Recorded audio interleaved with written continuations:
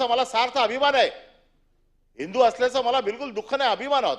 परंतु मला बाळासाहेबांनी हे शिकवलं नाहीये की तू हिंदू आहे म्हणून रस्त्यावरती जाणाऱ्या प्रत्येक मुसलमानाची मान छाटून टाक.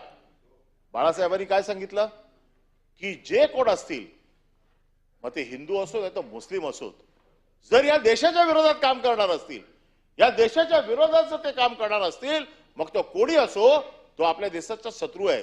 दुर्दैवाने त्यावेळेला जे काय बॉम्ब झाले, ज्या काय गोष्टी झाल्या, याच्यामध्ये मुस्लिम समाजाचे लोक आढळले आणि म्हणून बाळासाहेबांची ती सगळी वाक्य त्यावेळेला होती. आज काय झालंय, माझ्या इकडे एक सोसायटीमध्ये एक नेपाळी वॉचमॅन आहे, अख्खा रात्र ओरडत असतो जागते रहो, आणि त्याला असं वाटतं की त्याच्यामुळे आम्ही सगळे सुरक्षित आहोत. तसा एक नेपाळी महाराष्ट्रात फिरतोय आणि त्याला असं वाटतं त्याच्यामुळे हिंदू धर्म टिकलाय.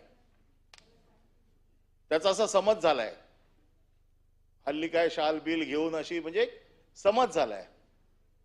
अरे त्यांच्या जीवावर नाही, हिंदू धर्म सांभाळायला आम्ही समर्थ आहोत, आमच्यात तेवढी ताकद आहे हिंदू धर्म सांभाळायची. परंतु माझ्या धर्माने किंवा मला ज्यांनी शिकवण दिली त्यांनी हे शिकवलं नाही, स्वतःच्या धर्माचं रक्षण करताना दुसऱ्याच्या धर्मावरती जाणीवपूर्वक अन्याय करणार नाही याची काळजी घ्यायला मला शिकवलेलं आहे. आणि त्याच्यामुळे जाती जाती तेढ वाढवणं, ज्या काय मागच्या काही दिवसातल्या ज्या काही घटना आहेत, ह्या घटना तुम्ही सगळ्या बघा, जाती जातीमध्ये तेढ वाढवण्याचं काम केलं जातंय. वेगवेगळ्या गोष्टींवरती इथे सकाळपासून चर्चा झाली, मी त्या सगळ्या गोष्टी जात नाही, कारण तसं जर गेलो तर मला 2 दिवस या राज्यघटनेवरती बोलू शकतो.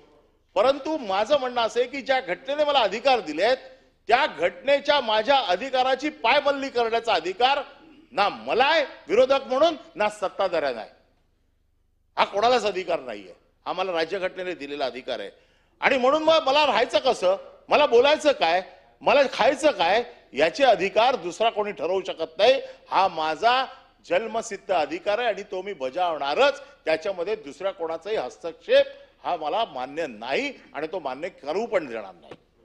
याचबरोबर आपलं राज्य संघराज्य आहे, आपला देश संघराज्याच्या पद्धतीने चाललाय.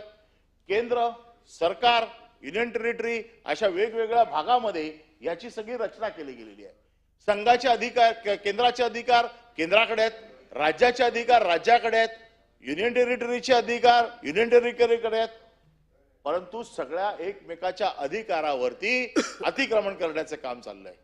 मला जी काही माहिती आहे किंवा जी माझ्या वाचनामध्ये आहे, युद्धजन्य परिस्थिती, आपत्कालीन परिस्थिती, नैसर्गिक संकट अशामध्ये केंद्राचे अधिकार असतात, युद्ध याच्यामध्ये केंद्राचे अधिकार असतात, बाकी सगळे अधिकार हे राज्यांकडे असतात.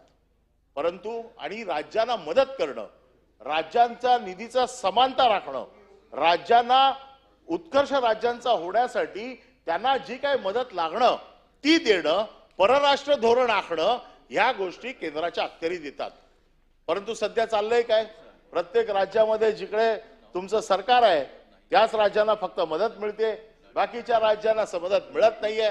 बाकीची राज्य भिकेचा कटोरा घेऊन केंद्र सरकारच्या समोर उभे आहेत. हा सगळीकडे तुमचंच आहे, म्हणून भिकेचा कटोरा घेऊन उभं राहायचंय.